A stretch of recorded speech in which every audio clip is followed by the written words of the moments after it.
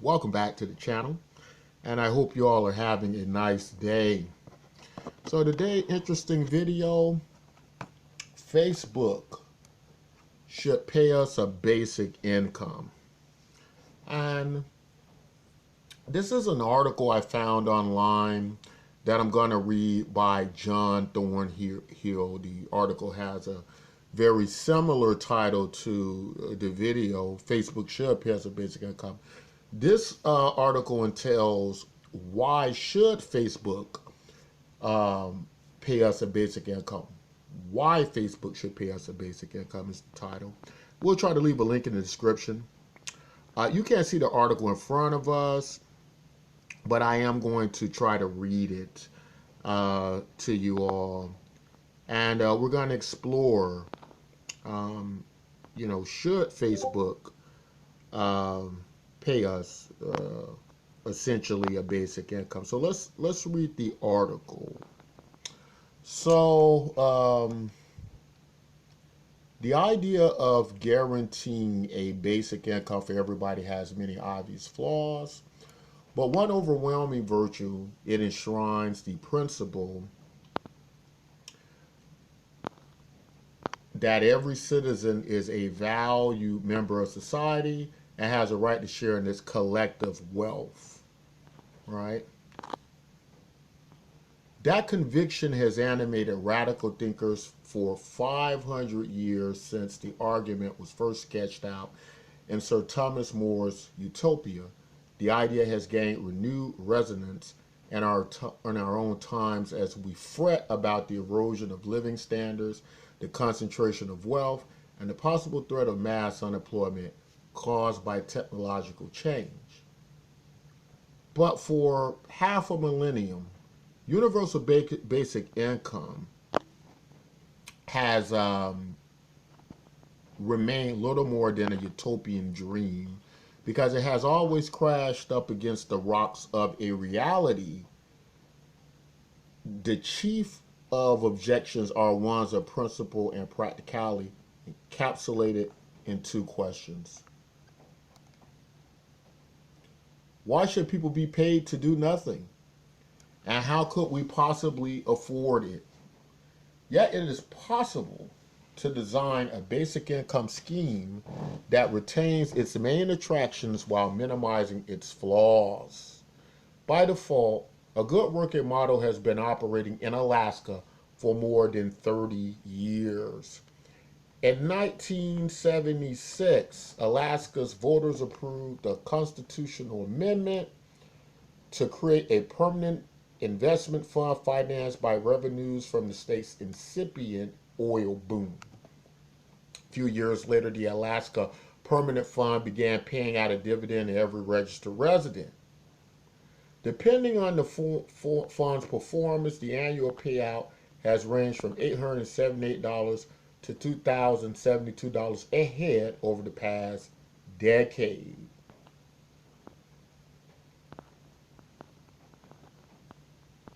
So that's very, very interesting. Um, it is in all but name a universal basic income paid irrespective of social contribution or wealth. Wow. Very interesting. A lot of people are familiar with the Alaskan Permanent Fund. Um, so the scheme has not led to mass indolence as the critics of basic income fear. The clue lies in the adjective basic. The scheme, which has commanded bipartisan support, has also proved increasingly popular and been described as the third rail of state politics because it electrocutes any politician who touches it. In a recent telephone survey, Alaskans described the fund's top three advantages as being its equality of treatment, its fairness of distribution, and its assistance to struggling families. Some 58% of respondents, 58%, said they would even be prepared to pay more state taxes to preserve the fund, although Alaska has been not by lower oil prices. In spite of its natural resource, Alaska does not rank among the richest of U.S. states in terms of gross domestic product per head. Also, very interesting. Yet, partly as a result of its annual dividend, it is one of the most economically equal states and has one of the lowest poverty rates. Last month, Mark Zuckerberg, chief executive of Facebook, visited Alaska and praised the state's social programs, saying they provided some good lessons for the rest of the country. Like other Silicon Valley entrepreneurs, Mr. Zuckerberg believes that thousands of jobs are going to be swept away by new technologies such as driverless cars. In such a world, he says we need to invent a new social contract. Basic income could be part of the answer. Some argue that Alaska is a special case as it's just distributed the fruits of an oil bonanza, but it may be possible to fund other sources of revenue to fund similar schemes elsewhere. Some have suggested a land value tax. Others have argued for a financial transaction tax. But there is one other potential source of revenue that Mr. Zuckerberg knows all about, and that is data. If, as the saying goes, data are the new oil, then we may have found a 21st century revenue stream. Data could do for the world what oil has done for Alaska. Mr. Zuckerberg's concern for the marginalized in society is commendable, as is his commitment to building strong communities. Unlike most of the rest of us, he has the personal influence to help tackle the problems of our age. He runs one of the world's most valuable companies and has a ready-made digital pulpit from which he can make his case to Facebook. 2 billion global users. He should now live up to his rhetoric and launch a Facebook permanent fund to cover a broader universal basic income experiment. He should encourage other data businesses such as Google to contribute too. The most valuable asset that Facebook possesses is the data that its users often unwittingly hand over for free before they are in effect sold to advertisers. It seems only fair that Facebook makes a bigger social contribution for profiting from this massively valuable collectively generated resource. His shareholders would hate the idea. But from Facebook's earliest years, Mr. Zuckerberg has said his purpose has been to make an impact rather than build a company. Besides, such a philanthropic gesture or philanthropic gesture might even prove to be the marketing coup of the century. Facebook users could continue to swap cat pictures knowing that every click was contributing to a greater social good. Such a data for basic income swap is simple and clear. It should appeal to the solutionist mindset of Silicon Valley.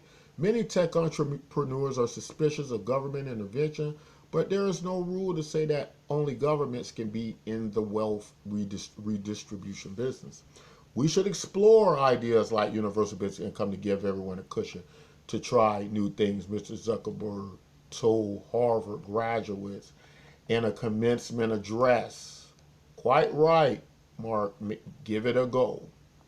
So that's the article from Mr. John Thornton. And I thought it was a great article. And I thought that the article raised some valid points. Now, I know a lot of people like to think of, Mark Zuckerberg, in the scope, pretty much in the scope of, this diabolical genius to take over the world and who creates a lot of problems for us. But a lot of people do feel he's on to something about universal basic income. Now the issue has become, if that is the case, why doesn't he do something about it? And what could be more useful than one of the most valuable companies in the world to experiment with? And that would, of course, be Facebook, right? Why not do this with Facebook? It seems like as good a place to start as any, right? Just trying to find my wallet transfer button here. if I can. So, yeah, so why doesn't Mark Zuckerberg then try this out? And so part of the problem has been that from a business standpoint, perhaps the shareholders would not like it, right? But I did find it very interesting in examples given like in Alaska. Here's the funny thing about Alaska. Here's the funny thing about Alaska. And that is that Alaska isn't one of the richest states in the world, right? Or in the United States. So what's very interesting about that is then it shows that you do not have to really even be a rich state to support, universal basic income. I always felt that Alaska was a quite wealthy state because it had the oil reserves and so on and so forth, as the article mentioned the oil reserves, right? But it's interesting to note that Alaska. Let me see if I can. Not found. Okay, I must have typed this name in wrong. I was trying to find a member here to send some money to on a social network. Get that? Isn't that interesting? His name is Ali Hamza. Let's try it again. So what was interesting was that that Alaska. I'm sorry. Not even one of the richest states in the United States. I thought with all the oil and the population, it would be a very wealthy state, and that's what would allow them to be able to pay out this dividend to its citizens, right? But that's not the case at all. That's not what's turned out to be the case. There are states that could afford to do it, right? There are states that could afford to do it that aren't doing it, right? See if it'll let me back in there. Okay. All right. Uh-oh. Had a little trouble there. Okay. I think it was Hamza with an A. So I can get an A on there. Let me clear it out. Okay. All right, so back to what I was saying. Um, so Alaska isn't even the most wealthy of the states in the United States. And so that means there are other states that could more than afford a universal basic income, as many experts have determined. Um, Now, of course, not every state has oil, and in relation to Facebook and Mark Zuckerberg, who seems to be a big advocate for universal basic income these days. Um, you know, this could be this could happen with Mark Zuckerberg, and the reason it could is because he understands data. Now, what happens is it doesn't have to be oil. There are, as the article brought out, there could be many other things that could be used in place of oil, like land. Um, and in the 21st century, one of our most valuable commodities now is data.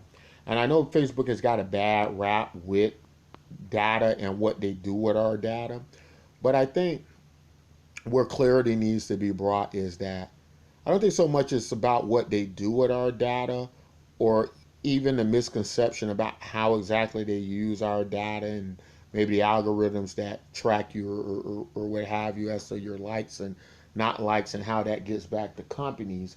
I don't think that's so much the problem, more so than you don't, as an end user, you don't get the option on how your data could be used, and you don't get paid for your data. I think if given the option, people would have a different outlook on that, and they might be open to it under certain circumstances. Um, the problem, though, is we give our data away free already through systems like Facebook. Now, I like Mark Zuckerberg. I want to believe that he's a genuine guy, and perhaps he is. You know, he's already earned a lot of money. He's set financially in the future.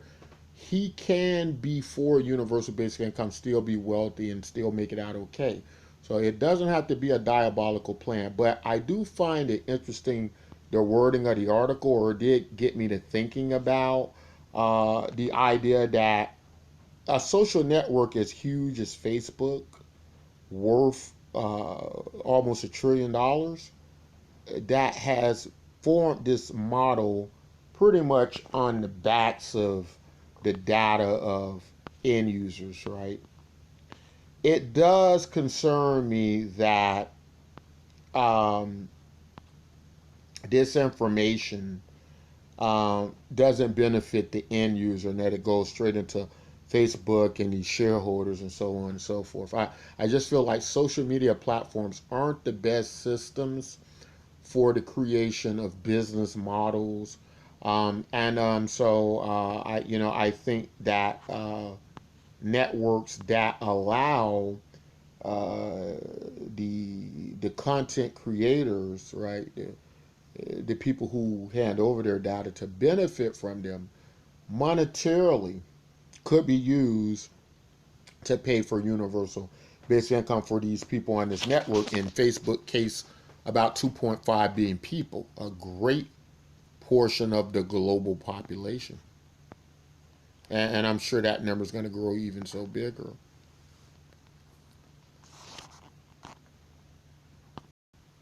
So, yes, when you consider these factors, this very much does seem to now become more plausible, more affordable, more possible. Um, Now, of course, there are, again, business constraints that could uh, strangle something like Facebook from doing this. But I think the purpose of this video is just understanding just how possible this is. And whereas this has kind of been looked at as a very far fetched idea, just how possible the idea really is to imagine a social network that has this transferable currency, if you will, and it's based on a like system. It's based on attention value, uh, based on promotional data, right? And all monetized to give back the users of the network value. And I believe this is the idea of what many propose an idea like how Facebook would be able to afford universal basic income. But not just Facebook, but we're seeing many other projects that have working models like that. Projects like Bitcoin MYK that we're part of. But how great would it be to see Facebook pull this off and do this? I don't think it's impossible, but I don't think it's likely given the model of Facebook. So it probably would have to happen through some type of subsidiary or some other type of Facebook company, and I think that was may have been kind of the basis with some of its basically it's universal. I'm sorry, it's cryptocurrency that they were talking about, where you could do so much with a network like Facebook with a layout like Facebook. And interesting enough, Bitcoin NYK kind of does resemble Facebook, and it kind of does, have this wallet that's part of the network. Well, Facebook doesn't have that, but it does, and that's all very interesting. That you can see something like this tested out and see if it works. So far, it seems to be working quite well for the Bitcoin NYK project, but not without its challenges. And, of course, um, it would certainly help a lot if it was more like the value wise, like Facebook. Imagine how many people could be fed, how much universal basic income could be sent out to people. But that is something definitely to consider. If this is a topic that interests you, we invite you to join our project Bitcoin MYK. where you're able to put this into practice. And it uses a cryptocurrency that does have an actual market value, right? That you earn absolutely free based on the idea of how universal basic income works, right? And using a social network as the distribution method. So very, very interesting stuff. The guaranteed income, the basic income. Tell us what you all think. Would you like to receive a universal basic income from Facebook for using it? And have you tried Bitcoin MYK as of yet to see just how that experience would be? That's all we want to say in this video. If you like content like this, don't forget to like, subscribe. Until next time, as always, take care.